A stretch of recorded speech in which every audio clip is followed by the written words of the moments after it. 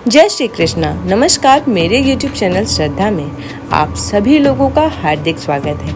उम्मीद करती हूँ कि आप सभी लोग सुखी, स्वस्थ, व्यस्त होंगे अपने जीवन में।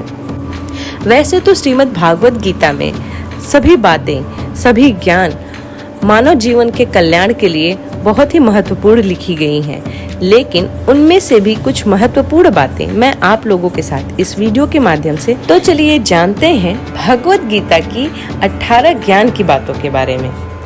आनंद मनुष्य के भीतर ही निवास करता है, परंतु मनुष्य उसे स्त्री में, घर में और बाहरी सुखों में खोज रहा है। श्री कृष्ण जी कहते हैं कि भगवान की उपासना केवल शरीर से ही नहीं बल्कि मन से ही करनी चाहिए।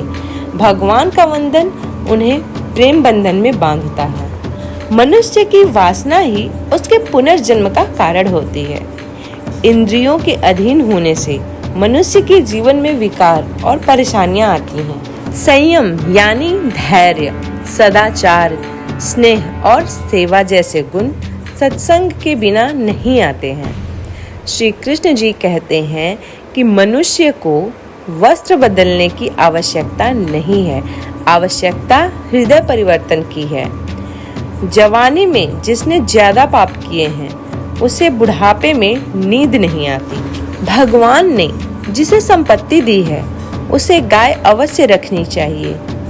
जुआ, मदिरापान, परस्त्रीगमन, हिंसा, असत्य, मद, आसक्ति और निर्दयता, इन सब में कलयुग का वास होता है। अधिकारी शिष्य को सद्गुरु अवश्य मिलता है। भगवान श्री कृष्ण जी कहते हैं कि मनुष्य को अपने मन को बार बार समझाना चाहिए कि ईश्वर के सिवाय उसका कोई नहीं है। साथ ही यह विचार करना चाहिए कि उसका कोई नहीं है, साथ ही वह किसी का नहीं है। भोग में क्षणिक सुख है, साथ ही त्याग में स्थायी आनंद है। श्री कृष्ण जी यह भी कहते हैं कि सत्संग ईश्वर की कृपा से मिलता है, परंतु कुसंगति में पड़ना मनुष्य के अपने ही हाथों में है। लोभ और ममता पाप के माता पिता हैं, साथ ही लोभ पाप का बाप है। भगवान श्री कृष्ण कहते हैं कि स्त्री का धर्म है कि वे रोज माता तुलसी और माँ पार्वती की पूजन करे। मनुष्य को अपने मन और बुद्धि पर विश्वास नहीं करना चाहिए, क्योंकि ये बार बार मनुष्य को दगा देते हैं। खुद को निर्दोष मानना बहुत बड़ा दोष है।